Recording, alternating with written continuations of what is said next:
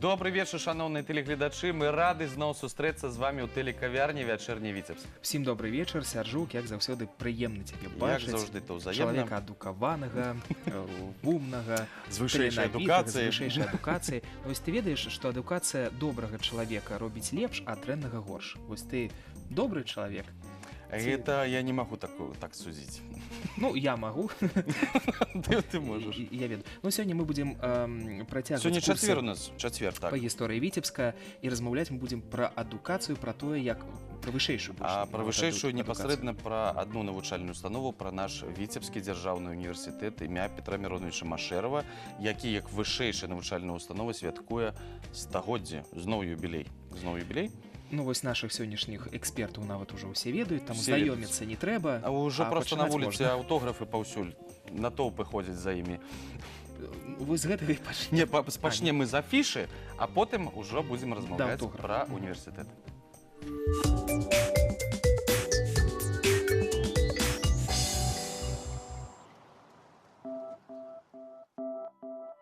Музей истории частного коллекционирования приглашает на выставку произведений медальерного искусства Яниса Струполиса «100 медалей». Янис Струполис – всемирно известный латышский скульптор, медальер и графический дизайнер. Диапазон его творчества достаточно широк. От медалей, посвященных городам Латвии, всемирно известным деятелям науки, культуры и искусства, до государственного герба Латвии и дизайна современных денег. Выставка открыта с 10:00. Витебский художественный музей приглашает на выставку «Волшебство под Рождество». Зрители ожидает выставка кукол от коллекционера-любителя Анны Страховой. В экспозицию вошли авторские и коллекционные куклы, выпущенные в 1960-х, 2000-х годах в Италии, Франции, США, Германии, СССР и многих других странах. Каждая кукла – маленькое произведение искусства. Выставка открыта с 10:00. Национальный академический драматический театр имени Якуба Колоса представляет романтическую комедию «Самая желанная». Немолодой киносценарист Матье ищет сюжет для нового фильма и надеется найти путь к сердцу Роксаны, своей музы. Матье придумывает для любимой все новые и новые приключения. И однажды он приглашает Дэвида, обеспеченного, но очень циничного юношу, который пытается купить чувства женщины. Но происходит невероятное. В сердце молодого повесы зарождается настоящая любовь. Начало спектакля в 19:00.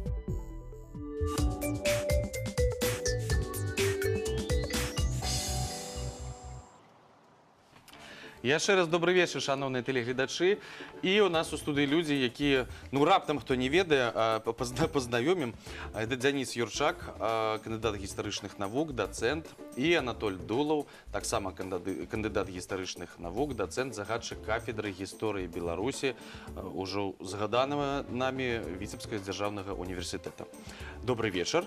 Добрый вечар. Так як мы ўжо агучылі, што стагоддзе, я думаю, што трэба патлумачыць.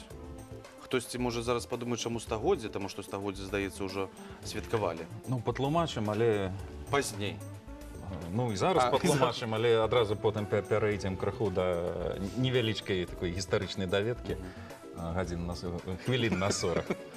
Можна і гадзін. Адпаведна, сапраўды, калі мы гаворым пра Віцебскі дзяржаўны універсітэт, імя Петра Мироновича Машэрава, ў гэтым годзе ён святкуе і нядаўна адсвяткаваў 21 лістапада сваё 108-годдзе. Пры гэтым ён святкуе з моманту свайго ўтварэння. Але па сутнасці статус вышэйшай навучальнай установы ён атрымаў крыху пазней. Трэба ўлічваць, што, ну, праўда, тое ж самае мы можам прасачыць і з іншымі нашымі універсітэтамі. Нездарма, напрыклад, на гербе Полацка ўвогуле красуецца 1581 год. Момант заснавання езуіцкага калегіума. І яны паўнавартасна могуць гэтым ганарыцца і выкарыстоўваць гэтую дату. Таму і Віцебскі дзяржаўны універсітэт таксама адштурхоўваецца 1910 года, але пры гэтым вось пэўныя такія лакальныя юбілеі, яны таксама існуюць. Там больш, калі ён набывае статус ужо педагагічнага інстытута, гэта ўжо, ну, крыху інакш, гэта ўжо новы ўзровень. У 2010 годзе быў створаны настаўніцкі інстытут, але настаўніцкія інстытуты ў Расійскай імперыі, яны не былі вышэйшымі навучальнымі установамі. Якраз это было на нейкую ступень ніжэй. так? Ну, я б сказаў, што кшталту педкаледжа, можа, сённяшняга. Ну тут праблема ў тым, што ў нас зараз вось ёсць усведамленне, у нас ёсць кодекс адпаведна аб адукацыі, дзе канкрэтна прапісана, што такое вышэйшае, што сярэдняя адукацыя, якія установы даюць, калі мы будзем зазіраць у той ж нават у сярэднявечча ці ў новы час, ну там такога Больш складаная была там сістэма. такога падзелу не было. Калі мы зазірнем у старажытнасць, мы ўвогуле ўбачым, што ну зараз мы ганарымся, што ў нас вось ёсць гімназія. Я хожу у гімназію, напрыклад, вучуся там, можа сказаць, вучань. Але што раней гімназія? Гімназія гэта па сутнасці у сучасным разуменні, можна сказаць, качалка.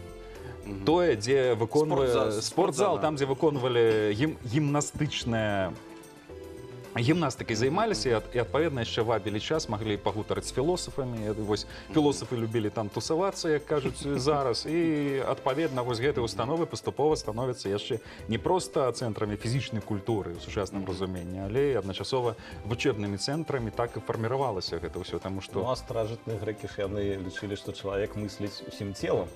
Таму гарманічна развітая асоба павінна не толькі розум развіваць, але добрую фізічную падрыхтоўку мець.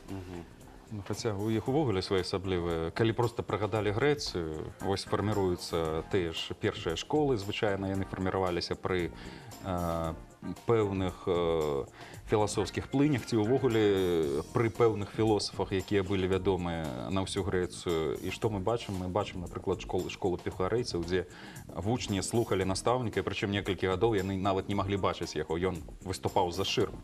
Вось уявіце, зараз універсітэт, калі б прафесар прыйшоў, схаваўся за шырму і пачаў там чытаць лекцыю, як звычайна. Ну, усе б гаджеты дасталі, праблемаў ніякіх не было па студэнту, але гэта сучаснасць. На той час уважліва слухаць. Прабачце, а чаму так было? Навошта трэба было пратаць?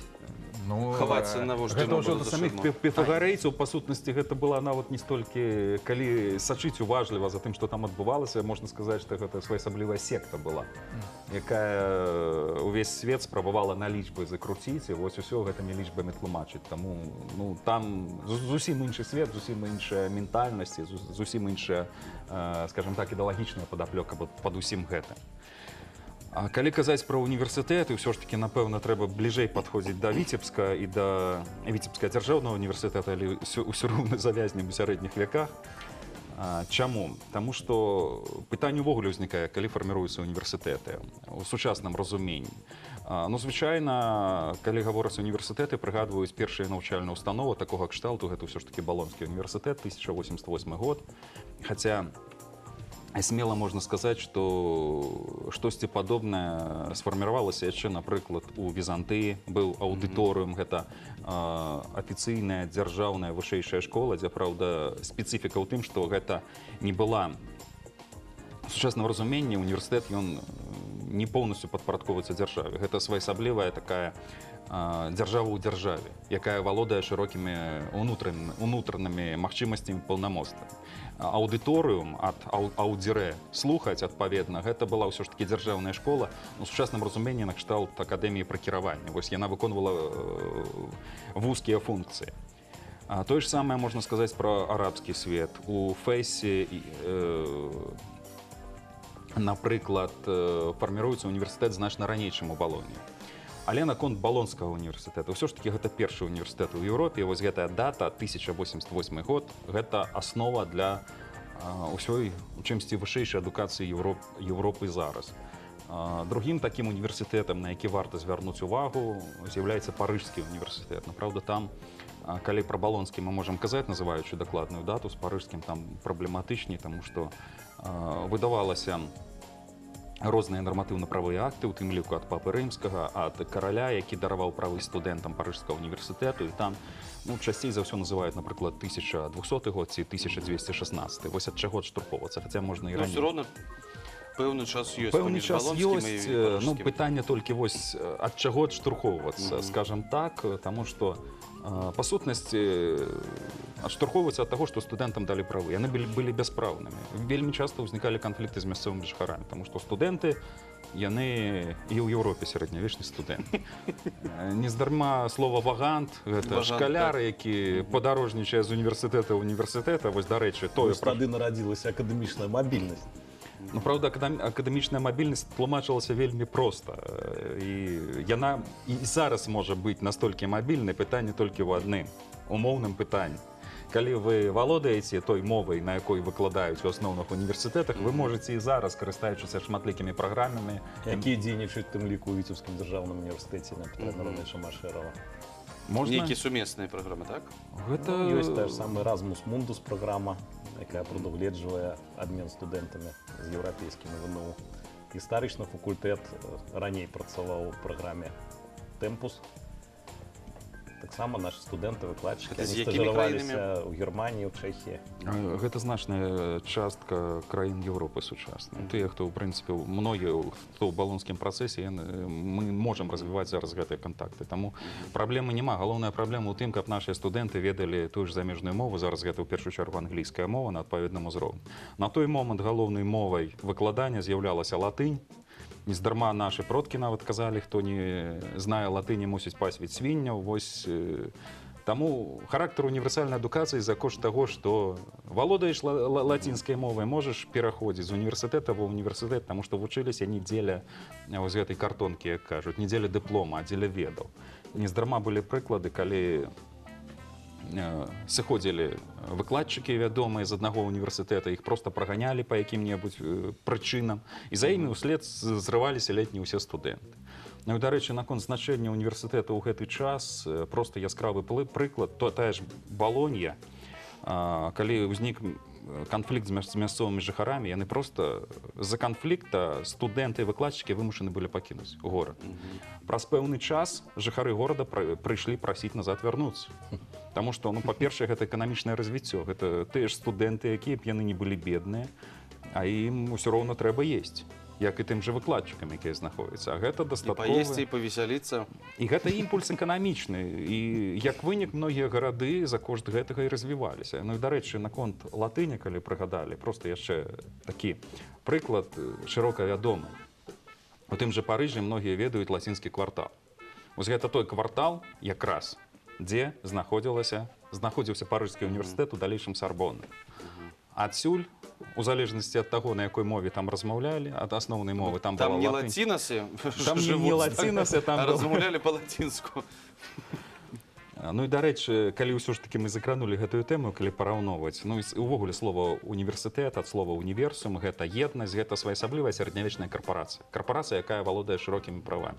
Вось калі мы кажам, у гарадах фарміруюцца тыя ж цэхі, гэта ж карпорацыя, правда, ўжо не ў рамесленай справе пэўнай, а ў навуцы. І зноў ж такі майстры гэта выкладчыкі, падмайстер'і і адпаведна вучні. Вось гэта студэнцкая аўдыторыя на розных узроўнях, у залежнасці ад таго, дзе яны вучацца. Ну і, дарэчы, наконт тых традыцый, якія закладзены, на што яшчэ можна звярнуць увагу, як вучыліся і якія традыцыі дайшлі да нас. Зараз адно з самых любімых слоў у студэнтаў гэта канікулы. Ну, канікулы любяць усе, але адкуль гэта слова паяўляецца і з'яўляецца? З'яўляецца яна якраз з сярэднявечных універсітэтаў, таму што учэбны год доўжыўся на 2 цыклы. Адзін вялікі, ён доўжыўся, калі дзесьці з канца верасня, калі сабралі ўраджай, завяршыўся сельскагаспадарчы год, і можна пачынаць займацца ўжо навукай. І цягнуўся да Вялікадня. Потым невялічкі перапынак на велікодныя святы, но затым пачынаўся малы цыкл, які цягнуўся дзесьці да сярэдзіны лета, пакуль на небасхіле не з'яўляўся Сірыус. Сірыус па латыні канікула. Вось калі канікула з'яўлялася, і пачыналіся канікулы. Сапраўдны не невялічкі, адсюль слова пайшло. Таму многія традыцыі, якія па сённяшні дзень жывуць ва ўніверсітэтах, якія не толькі ва ўніверсітэтах, увогуле вось на ўзроўні нават школьнай адукацыі яны заклаліся тады. Як, напрыклад, разуменне чытаць лекцыю. Таму што лекцыю сапраўды чыталі. У сярэднявечным універсітэце не было так, што вось прыходзіў хтосьці там разважаў. Бралі кнігі, галоўны аўтарытэт гэта была кніга. А кніга ў асноўным ці Біблія, ці тыя, напрыклад, антычныя філосафы, якія прызнаваліся хрысціянскай царквой. І гэта галоўны аўтарытэт. Калі паглядзець нават пэўныя дакументы, ёсць такая цікавая акалічнасць. Сярэднявечча гэта ўвогуле. Спасылка на аўтарытэт галоўная. Вось Біблія галоўны аўтарытэт. ці спаслацца на якога-небудзь філосафа. І вось ёсць прыклад, Ці найца царквы. ці найца царквы. Калі выкладчык прыдумаў нейкага арабскага філосафа, каб проста даводзіць свае думкі. Так бы іх ніхто не ўспрыняў, а калі ёсць аўтарытэт, неважна, што гэтага аўтарытэта ніхто не ведае, але ну, арабскі свет ён вялікі, на той момант Еўропа ўжо цесна кантактавала з арабскім светам праз тыя ж крыжовыя паходы, ну вось аўтарытэт спрацаваў. Таму... Ну, я вам больш затое магу сказаць, некалькі гадоў таму у Менску было ў навінах пра тое, што выкладчык кітайскай мовы сам выдумаў гэтую мову, сам яе выкладаў на працягу некалькіх год, і ніхто нават не ведаў, што гэта не кітайская мова. Вось вы сказалі, што усе любяць канікулы, а стыпендыя таксама любімае слово, яна з'явілася Больш за канікулы.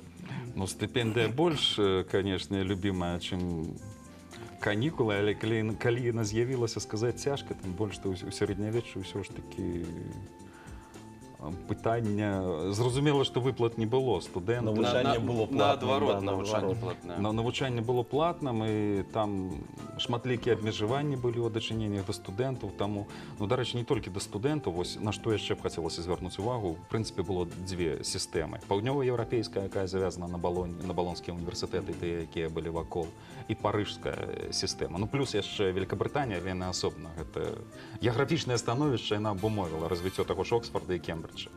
Але чым Парыж ад Балоніі адрозніваўся? Балонія — гэта студэнцкая вольніца. Студэнты выбіралі нават рэктара. Студэнты маглі працягваць да адказнасці і выпісваць штрафы выкладчыкам, якія працягвалі лекцыю пасля званка.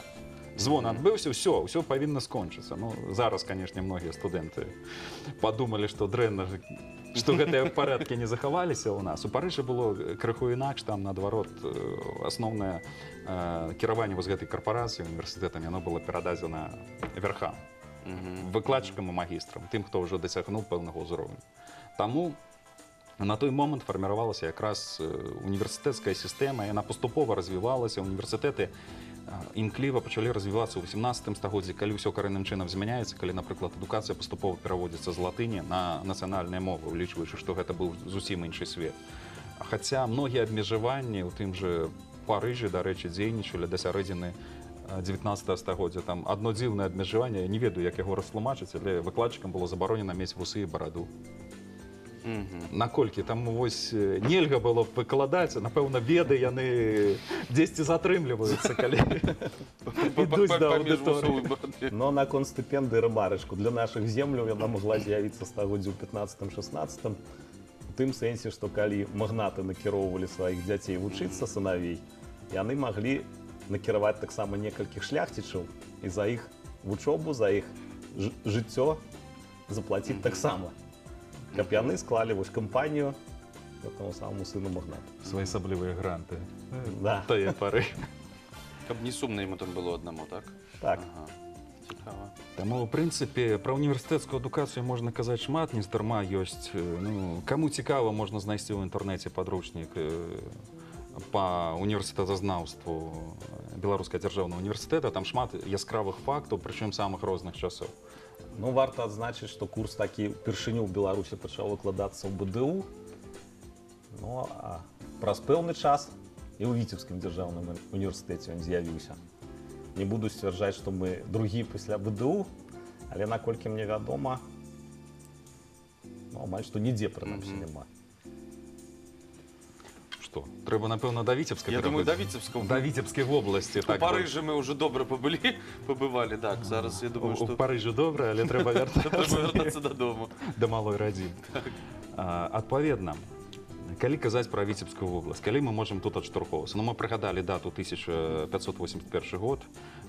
Полацк сапраўды заслугоўвае таго, каб адштурхоўвацца ад гэтай даты. У прынцыпе, і мы б, напрыклад, у Віцебску маглі б адштурхоўвацца ад езуіцкага калегіума, але зноў ж такі будынкі езуіцкага калегіума не засталіся. Яны доўгі час, калі нават яны яшчэ захоўваліся, яны не выкарыстоўваліся ўжо як для вучэбнай установы. У адрозненне ад таго ж Полацка. На мой погляд, справа ўсё ж такі не ў будынках, да? Справа ў пераемнасці. Да, і калі казаць пра езуіцкія калегі, яны ж не былі вышэйшымі установамі, да і зноў-такі Полацку прамой пераемнасці мы не ўбачым. В адрозненне ад Віцебска. аднастаўніцкага інстытута. Ну, хаця ў полацку пераемнасць ёсць, вось да яе хацелася перайсці. Напэўна, першай спробай стварэння вышэйшай навучальнай установы трэба лічыць гэта Полацкую езуіцкую акадэмію 1812-1820 гады. Навучальная установа праіснавала недоўга, праіснавала пад пратэктаратам ордэна езуітаў, пад падтрымкай, ну, зразумела, што яны выступалі як асноўнымі. І выкладчыкі там ад ордэна былі прадстаўлены, але ўсё роўна гэта яскравая з'ява, тым больш, што праз гэтую акадэмію, якая была папулярна сярод мясцовай шляхты, прайшлі многія вядомыя людзі. Той жа Ян Баршчэўскі, заснавальнік, па сутнасці, стваральнік першага беларускага фэнтэзі, чаму б яго не прыгадаць. Но наконт вучэбнай установы ёсць, праўда, акалічнасць. У 1812 годзе у сувязі з падзеямі, у сувязі з тым, што тыя ж многія студэнты-выкладчыкі Віленскага універсітэта падтрымалі французскага імператара ў гэтым супрацьстаянні, як, у прынцыпе, штосьці падобнае назіралася і ў Полацку сярод вось гэтага асяроддзя вучэбнага. Таму існавала ідэя, якую актыўна апрацоўваў нават міністр на той момант, закрыць гэтыя вучэбныя установы. Але адстаяў і Віленскі універсітэт, і Полацкую езуіцкую акадэмію, адстаяў Адам Чартарыйскі, сябра імператара, сябра дзяцінства. На той момант ён яшчэ карыстаўся вялікай падтрымкай. Зразумела, што вось гэтая акалічнасць працавала, і вучэбная установа праіснавала да 20-го года. Затым у Полацку дзейнічае яшчэ адна цікавая навучальная установа, гэта піярскае вучылішча. Установа, пра якую, у прынцыпе, нам вельмі мала вядома. Але трэба патлумачыць, што піярская гэта не маркетынг, не реклама. Гэта не піар-менеджераў там не вучылі. было падраздзялення на піярская школа і чорная піярская школа. Піяры гэта ордэн, яшчэ адзін каталіцкі ордэн, які дзейнічаў на тэрыторыі былога Вялікага княства Літоўска, на той момант на тэрыторыі расійскай імперыі. Вось у Полацку яны заявілі пра сябе. Самае галоўнае, што візітатар Санкт-Петербургскага вучэбнага округа Осіп Іванович Сінькоўскі, які наведваў і правяраў якраз гэтую навучальную установу, ён зрабіў акцэнт на тое, што па сутнасці гэта вучэбная установа, якая нічым не саступае універсітэтам па ўзроўню сваёй адукацыі. Справа ў тым, што езуіты, пачынаючы 16 стагоддзя, яны стварылі лепшую ў Еўропе сістэму адукацыі. Это ўсімі прызнаецца. А піяры, яны многім сталі спадчыннікамі, яны запазычылі лепшае ад сістэмы езуітаў. Яшчэ яны стварылі лепшае, галоўнае, што бясплатна. Яны арыентаваліся, як і езуіты. Там, дзе не працавалі іншыя метады, працаваў метад, што хто кантралюе дзяцінства, той кантралюе будучыню. Таму вось, калі нельга было дзейнічаць больш радыкальна, прасоўваючы свае ідэі, яны дзейнічалі вельмі асцярожна. Таму гэты езуіцкі прынцып, ён па-рознаму працаваў. Наконт піяраў, піярскае вучылішча таксама закрыта, і на яго месцы закрыта па той самай прычыне, што каталіцкі ордэн вельмі актыўна сябе тут праяўляў, зразумела, якія ідэі там распаўсюджваліся. Тым больш, што мясцовае дваранства вельмі было яшчэ з часоў Рэчы Паспалітай апалячана, і зразумела, што вось гэта было не задавальняла ніяк кіраўніцтва расійскай імперыі. У выніку там адкрываецца кадэцкі корпус у тых же самых будынках, і вось яна пераемнасць, ад чаго зараз і адштурхоўваецца Полацкі дзяржаўны універсітэт, таму што гэтыя будынкі належаць універсітэту, і яны аднавілі, яны іх актыўна выкарыстоўваюць. Наконт Осіпа Сінькоўскага, які таксама вядомы як барон Бранбеус, вядомы літаратар, вядомы паліглот, увогуле вельмі неадназначная асоба для свайго часу, ураджэнец Віленшчыны. Ён у 26 годзе вылучае яшчэ адну цікавую ідэю. У 1826 годзе. Ён выступае з ідэяй стварэння вышэйшага ліцэя на тэрыторыі Віцебскай і Магілёўскай губерні. Прычым гэта тлумачылася тым, што да бліжэйшых вучэбных цэнтраў буйных даволі далёкай адлегласці мясцовай шляхце было проста тут вучыцца, вучыць сваіх дзяцей. І галоўнае, што гэтая навучальная установа, якую ён прапанаваў тут адкрыць, яна б стала цэнтрам беларускай вучэбнай акругі, якая на той момант якраз адкрывалася. і яна магла поўнасцю сканцэнтраваць у сябе вось сістэму навучання і стаць цэнтрам гэтай вучэбнай акругі. Просто калі цытаваць таго ж Сінькоўскага, ён казаў, што такое ліцэй. Гэта высшее учебное заведение одним только градусом ниже университета. Гэта слово Сінькоўскага, і, в принципе, ідэя была добрая, ідэя была падхоплена папячителем беларускага вучэбнага округа, якім стаў Карташэўскі. Праўда, тут з'яўляецца пэўная акалічнасць. Карташэўскі раптоўна, калі Сінькоўскі сказаў, што вось трэба адкрыць ліцэй, ён прапанаваў адкрыць яго ў Віцебску, Карташэўскі вылучае іншы праект. Ён вылучае праект адкрыцця вышэйшага ліцэя ў Оршы. У прынцыпе, Не ў Віцебску, а Оршы. Давайте, калі гэта Цікава, цікава... што адбылося, калі б у Оршы ўсё ж такі адчынілі. Адчынілі. Давайте зараз перарвемся, таму што акрамя універсітэта яшчэ сваё 100годдзе святкуе ў нас абласны краязнаўчы музей. І зараз мы працягнем вас знаёміць з адным з унікальных музейных экспанатаў.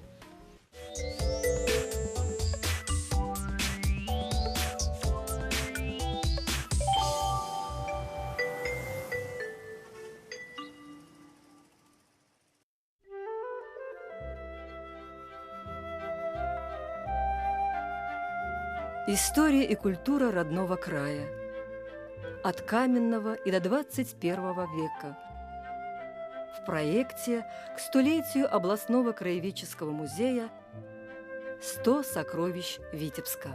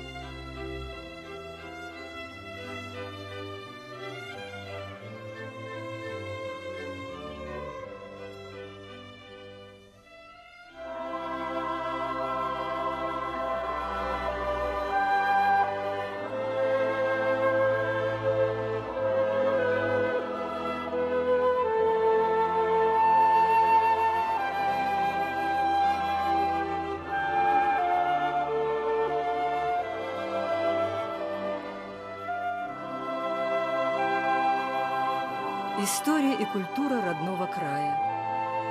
От каменного и до 21 века.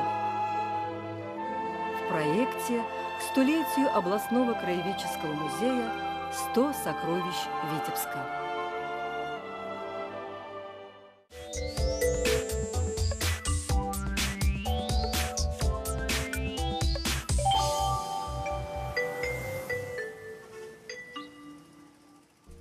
Ну што ж, працягваем размову і адразу хочацца даведацца, што ж там такога цікавага было ў Оршы. Ну, пра Оршу ўсіх жадаюць ведаць. Усім цікава. Усім цікава. Адпаведна, ідэя папячыцеля вучэбнай акругі, беларускага вучэбнага округа, стварыць там ліцэй, і па сутнасці на гэта была атрымана згода. Але тут спрацоўвае яшчэ адзін фактар. Пачынаецца барацьба. Прычым барацьба, дзе адкрыць гэты ліцэй. Уже пытанне не стаяла, што адкрываць яго ці не. Пытанне стаяла толькі пра тое, дзе, у Віцебску ці ў Оршы. На Оршы настойваў Карташэўскі як папячыцель вучэбнай акругі. У сваю чаргу генерал-губернатар, беларускі генерал-губернатар Хаванскі выказаўся супраць. Яму больш падабалася ідэя з Віцебскам. Чаму? Ну, сама цитата таксама шмат пра што гаворыць. В безлюдном городе, где нет порядочного общества и где губернское начальство не будет иметь глаз, открывать лицей не стоит. Вось тлумачэнне. З аднаго боку, гэта небяспечна, Тому що... Это зараз про Оршу скажу, что там нет порядочного общества. Ну, гэта было гэта тады. казаў беларускі генерал-губернатар і Мгм. казаў па стане на 30-е гады 19 стагоддзя. Небяспечна, што будуць распаўсюджвацца ідэі Зараз вольнадумства. подъедут оршанцы. Ну, усяк бывае. Адпаведна, у чым праблема? Сапраўды губернатар, генерал-губернатар, магчыма, жадаў, каб усё было пад кантролем, тым больш гэта 30-е гады, толькі паўстання задушана, толькі закрылі Віленскі універсітэт. Яшчэ пытанне, дарэчы, дзе браць выкладчыку, калі мы адкрываем.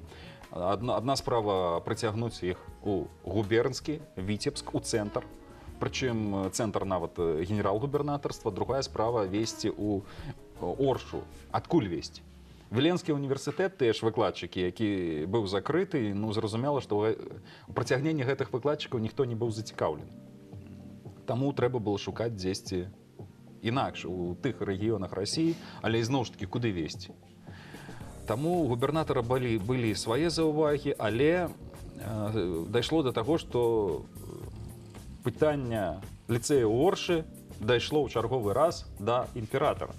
У сваю чаргу, калі міністр народнай асветы даклаў імператару пра сітуацыю з Хаванскім і пра пазіцыю генерал-губернатара, 24 верасня 1932 года Миколай I сказал: «Так как Хованский никакого права не имеет отменять мои распоряжения, то оставить по-прежнему». Ну, гэта азначала, што ідэя стварэння ліцэя ў Оршы была прынята на самым высокім узроўні, на якім гэта можна было зрабіць у расійскай імперыі. Праўда, у гэты ж момант спецыяльная камісія, якая працавала, прапануе іншы варыянт. Яны прапануюць ужо не проста адкрыць ліцэй, яны прапануюць адкрыць беларускі універсітэт у Оршы. Мы БДУ маглі адкрыць у Оршы, у прынцыпе, калі б вось прасачыць гэта. Там зараз сталіца магла быць просто. Але не атрымалася, і зноў ж такі, калі ідэя дайшла да імператара, імператар ізноў сказаў: «В Оршы быць ліцэю, а не універсітэту». Вы бачыце, як коротка ён адказвае, і ўсё зразумела, не хочацца спрачацца нават. Вось у Оршы быць ліцэю, а не універсітэту, ўсё.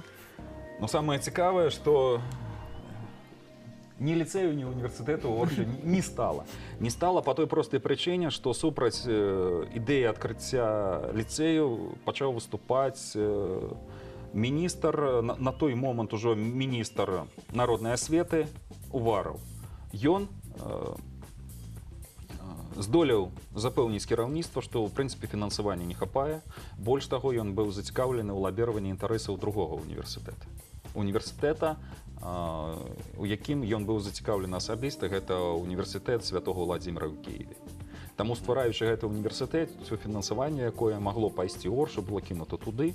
Но з Оршай таксама доўгі час вяліся перамовы, чаму з Оршай не атрымалася, таму што гэта патрабавала велізарных сродкаў. Як звычайна у нас пытанне стала: а вось мы адкрываем, дзе мы адкрываем? Спачатку знайшліся памяшканні таго ж былога езуіцкага калегіума, побач базыляне былі, з уніяцкімі і з каталіцкімі ордэнамі дзяржава, адносіны расійскай імперыі былі зразумелыя. У прынцыпе, быццам бы можна было перадаць, але той жа губернатар, дарэчы, губернатар Хаванскі, чаму ён выступаў супраць Оршы, была яшчэ іншая прычына. У яго былі свае погляды на выкарыстанне гэтых будынкаў. У першую чаргу выкарыстанне іх у інтарэсах ваеннага ведамства. І таму ваенны інжынер, які даследаваў гэтыя будынкі з вельмі такім яскравым прозвішчам, прозвішча яго было Платон. Вось прыехаў Платон у Оршу і сказаў, што тут не могуць размяшчацца ліцэй, будынак не падыходзіць. Як вынік, гэтая ідэя ў выніку была згорнута і не даведзена да канца. Другой спробай стварэння універсітэту з'яўляецца ўжо 56 год. Праўда, тут не спроба, тут была, скажем так, акцэнт на тое, што патрэбен універсітэт. На гэты раз ужо называецца не Віцебск, называецца не Орша, называецца Полацк. У 58 годзе ўвогуле мясцовае дваранства Віцебскай губерніі звяртаецца да кіраўніцтва дзяржавы з просьбай адкрыць універсітэт у Полацку.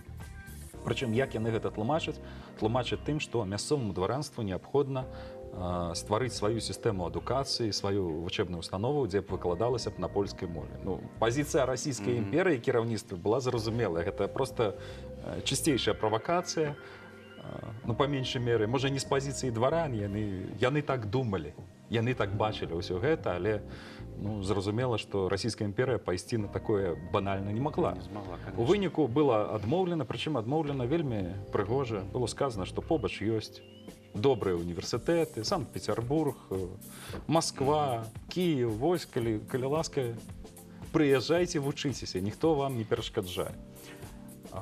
У 1872 годзе Полацк гучыць яшчэ раз. На гэты раз ён гучыць ужо з боку графа Толстога, які на той момант быў міністрам народнай асветы, і гучыць па той же самай прычыне, што вось ёсць добры горад, дзе сапраўды можна, прычым з добрымі традыцыямі адукацыйнымі, дзе можна стварыць універсітэт, але граф тлумачыць усё цяпер інакш. Універсітэт павінен стаць цэнтрам у першую чаргу распаўсюджання рускай культуры сярод мясцовага дваранства. Таму гэта як своеасаблівы адказ вось тым дваранам, якія заходзілі з іншых ідэалагічных пазіцый нават. І ў прынцыпе магчымасць такая была. Больш таго, у чарговы раз была дасягнута згода імператара. Імператар на звароце міністра напісаў «да». Так, ён падтрымаў яе. Але у чарговы раз грошы, якія былі на гэты праект, да нас не дайшлі. І вінавата ізноў Украіна. На гэты раз яны пайшлі на адкрыццё медыцынскага факультэта ў Адэскім універсітэце. Ва універсітэце ў Адэсе. Чаму не дайшлі? Ізноў фінансаванне, ў прынцыпе, было не так шмат, каб адразу разліваць яго на некалькі аб'ектаў. Ну а па-другое, у Полацку не знайшлося будынка, дзе б можна было размясціць. Дакладней, будынак быў той же самы езуіцкі калегіум. Вось там ён і разглядаўся. Пытанне толькі, куды дзець кадэцкі корпус, які размяшчаецца там. Вось для яго не знайшлі спецыяльнага будынка, каб гэтая падмена магла адбыцца, сітуацыя магла разгортвацца зусім інакш. Але Полацку ў 70-х гадах 19 стагоддзя не пашанцавала. Не пашанцавала, як раней Орша. Таму ні Полацк, ні Орша не становяцца універсітэцкімі цэнтрамі. Хаця шансы ўсе для гэтага, ў прынцыпе, былі. Ну, прабачце, згода імператара ўжо шмат пра што гаворыць. Зараз у Полацку ўсё добра, дзяржаўны універсітэт ёсць. З Оршай будзем параўноўваць. Далей і спроба адкрыцця універсітэта і ініцыятыва пераходзіць цяпер ужо ўсё ж такі да Віцебска. І адбываецца гэта ў пачатку 20-го стагоддзя. Таму што Віцебск, дзякуючы актыўнаму развіццю прамысловасці, дзякуючы таму, што праз Віцебск прайшла чыгунка, дзякуючы увогуле актыўнай урбанізацыі урбанізацыйным працэсам і росту гарадскога насельніцтва, ён становіцца вялікім цэнтрам, прычым які даволі ўдала размяшчаўся паміж рознымі даволі буйнымі гарадамі. Таму ідэя адкрыцця універсітэта у Віцебску ў чарговы раз уздымаецца. Ужо ў 1903 годзе з'яўляецца артыкул Стукаліча к вопросу об устройстве университета в Витебске, где уздымаецца пытанне пра тое, што у Віцебску можа быць адкрыты універсітэт, тым больш, што пытанне пра адкрыццё новай вучэбнай установы такога кшталту у расійскай імперыі пачало якраз агучвацца ў 1903 годзе. Гэтае пытанне выносіцца на абмеркаванне Віцебскай гарадской думы, і прычым даволі станоўча, больш таго, нават горад быў гатовы знайсці частковае фінансаванне на адкрыццё гэтай вучэбнай установы. Патрэбна было толькі згода адпаведна кіраўніцтва сістэмы адукацыі расійскай імперыі, ну і, канешне, патрэбна было ўсё ж такі фінансаванне цэнтральнае. Каб вось гэта суфінансаванне, дзякуючы адначасова мясцоваму, скажем так, і дзяржаўнаму бюджэту, гэта установа магла з'явіцца. І гэта установа магла... Вось як мы адразу. Хто? Як малодшы. І гэта пад гэты універсітэт нават маглі аддаць Білева, вось там, дзе сёння... Маглі аддаць Білева, дачу Білева-Сакольнікі, частка зямель у гэтым раёне афіцыйна збіраліся якраз перадаць пры ўмове таго, што універсітэт у Віцебску будзе адкрыты. Ну, гэта ўвогуле была езуіцкая дача, наколькі я памятаю, Білева. Цікавае месца, хаця б тым, што... І сёння цікавае І месца. сёння цікавае. У 1812-м там галоўнакамандуючы расійскай арміі спыняўся і збіраўся даваць генеральную Калі б бітву. так пайшло, зараз там мог бы існаваць універсітэцкі гарадок. Ну, у нас універсітэцкі гарадок мог існаваць у некалькіх месцах. Вось гэта першае, якое было агучана. Ну, тады ідэя не была падтрымана, прычым яна не была падтрымана папячителем Віленскай вучэбнай акругі, дзе ўжо Віцебск апынуўся.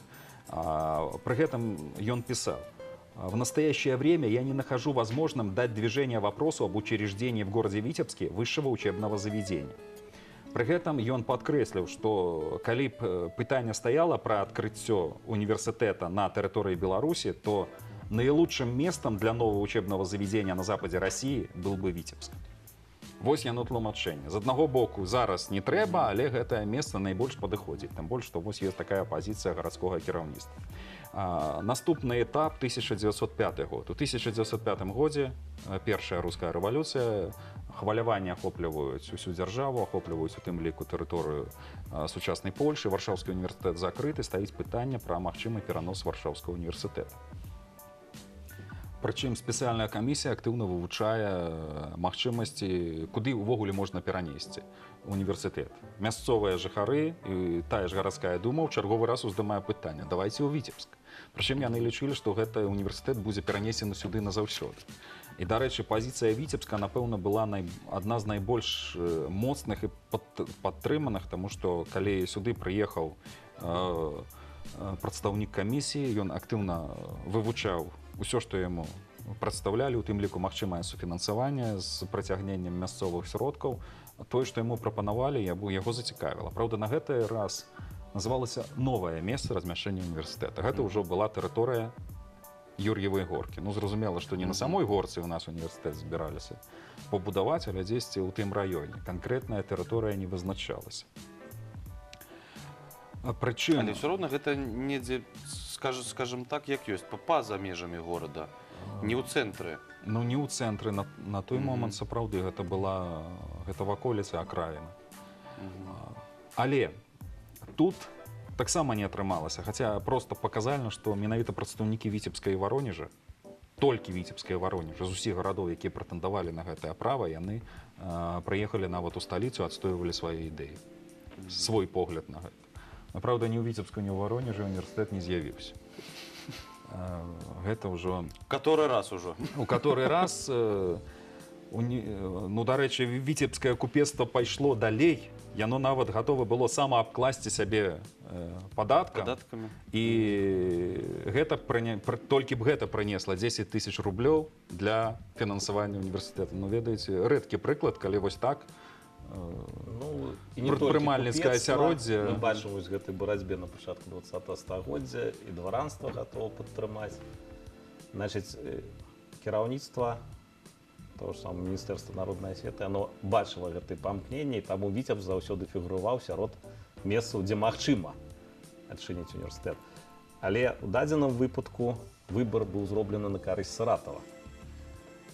Ну, тут відавочная роль карупцыя. Петра Аркадьевича Сталыпіна. Ну, выбар паў на той горад, які, здаецца, не быў прадстаўлены нават у апошні момант, але дзе раней кіраваў тагачасны прэм'ер-міністр Расійскай імперыі, дзе ён быў губернатарам, зразумела, што ён абраў той горад, які бліжэй яму, і ў выніку быў адкрыты ўсё ж такі Саратаўскі універсітэт. Але жыхароў Віцебска, першую чаргу, наш актыў гэта не спыніла. У 1908 годзе пытанне ўздымаецца ізноў.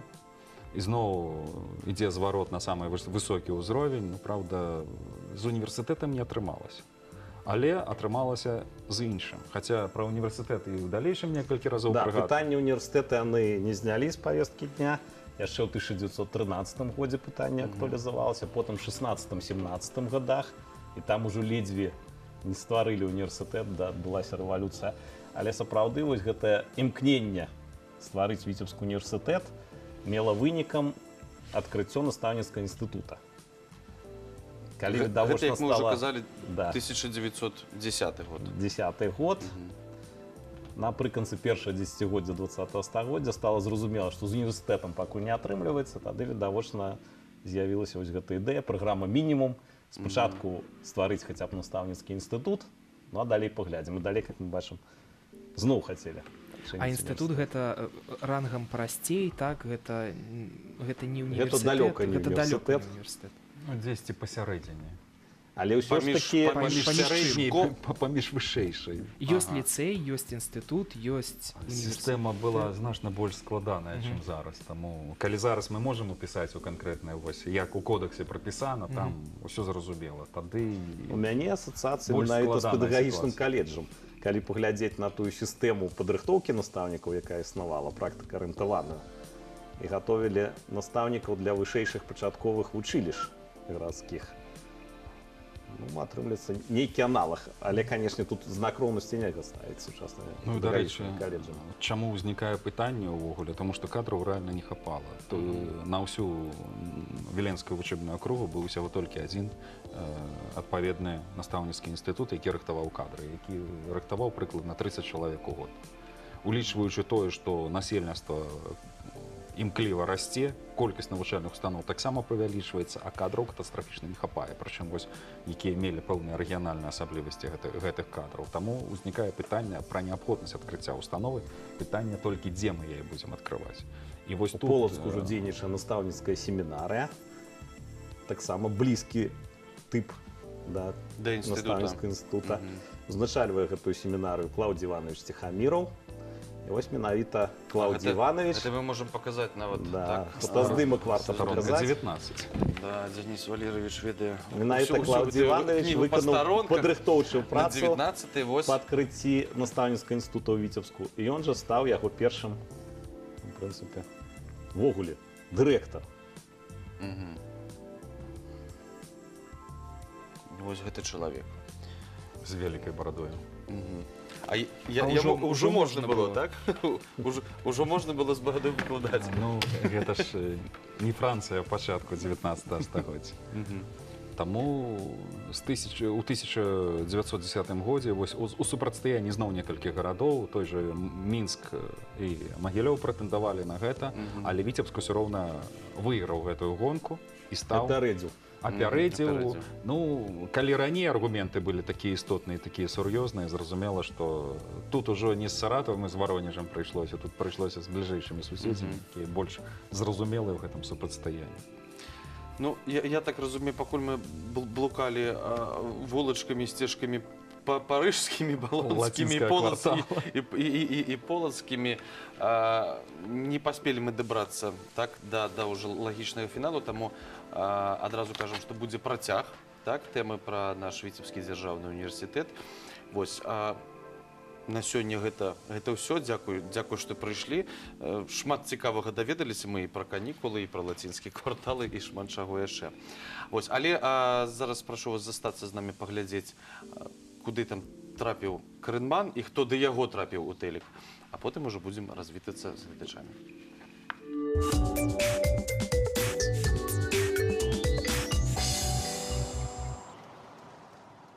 Всем привет, ребята, это Вова Телек, и мы сегодня гуляем по серому, мокрому, дождливому, слякотному Витебску и узнаем, влияет ли такая погода на настроение горожан. Поехали! Вы зависите от погоды по настроению. Настроение нормальное. То есть погода... Погода не важна. Вообще? Да. Как вы справляетесь? Как у вас так получается? Потому что я сразу смотрю в окно, слякоть, дождь, серая погода, все, улыбки на лице нет. Настроение нормальное. Короче, несмотря ни на что. Совершенно верно. В чем секрет, не знаете. Само по себе родился так. Вы знаете, я привык до любой погоды. А еще лучше, если морозик немножко. Ну и это тоже хорошо. Вот эта ужасная погода как-то влияет на ваше настроение? Нет, абсолютно не влияет. Почему? Вот я смотрю... Мы всегда жизнерадостные и довольные всему. Вы тоже? Абсолютно.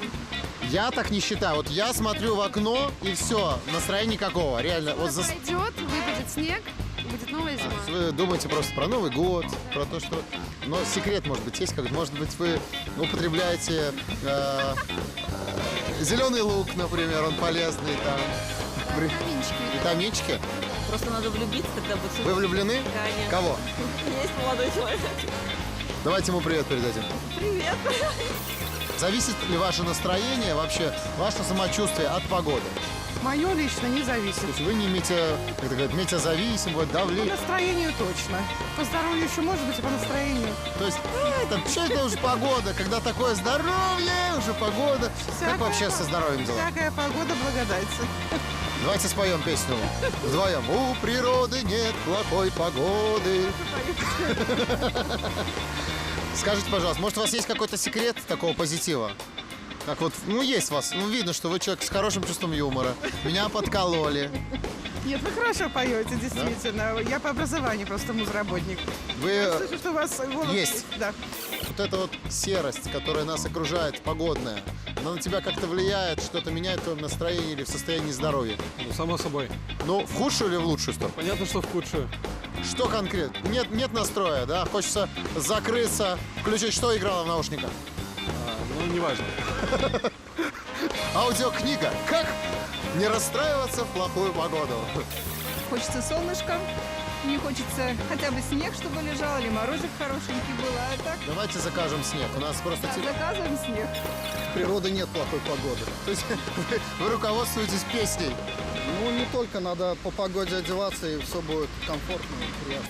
Вот эта вот серость, которая вокруг нас, погодная, она на вас влияет как-то? Плохо, да? Хочется что? Хочется грустить? Радости хочется. Хочется радости, а приходится грустить, да? Да, приходится. Когда вы последний раз на подоконнике сидели, укутавшись в плед с какао и плакали? Когда это было у вас? Ой, давно. Так что все нормально тогда. Тогда вы еще не дошли до этой точки, поэтому все хорошо. Мы желаем вам побольше солнечных дней в жизни. Спасибо. Спасибо большое. Влияет ли вот эта погода противная? Фу. И серая, и слякоть, и дождь, и все. На ваше хорошее настроение влияет она или нет? Нет. Вообще нет? Нет. А в чем секрет? Чего вы смеетесь? Давайте скажем, слякоть, уходи! Скажите, а она уйдет. Слякоть, фу-фу-фу. Спасибо.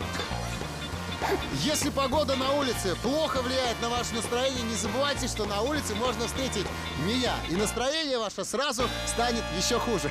На сегодня все, пока.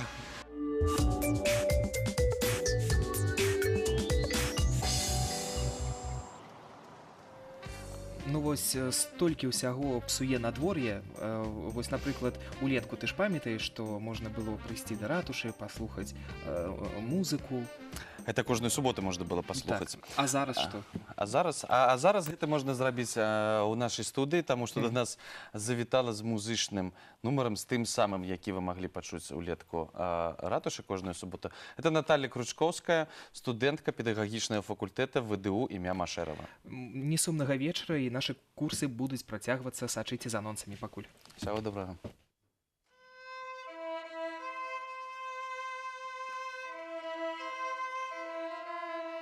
Давно уже, мой любимый город, я тебя не видел, не слышал, не разговаривал с твоими облаками и не опирался на твои заборы. Как грустный странник, я только нес все годы твое дыхание на моих картинах. Он стар и похож на свое одиночество. Ему рассуждать о погоде не хочется, он сразу с вопроса: а вы не из Витебска? Пиджак старомодный на лацканах вытерся. Нет, я не из Витебска. Долгая пауза, а после слова монотонно и пасмурно. Тружусь и хвораю. В Венеции выставка. Так вы не из Витебска?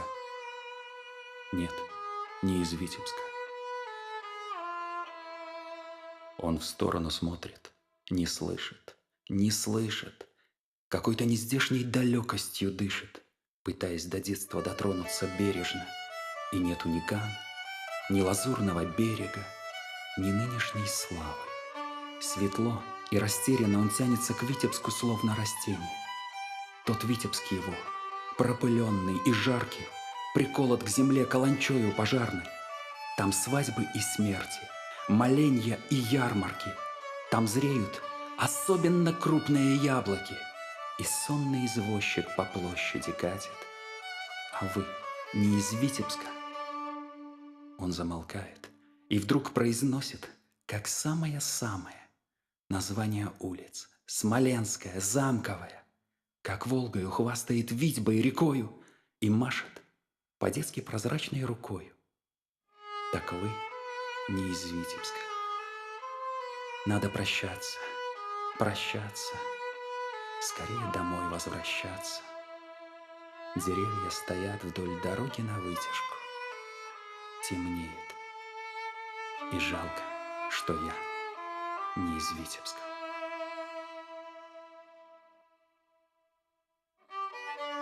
Я из Витебска, где шагал, прямо с Замковой в небо взлетал, зацепился за облака и остался там на века.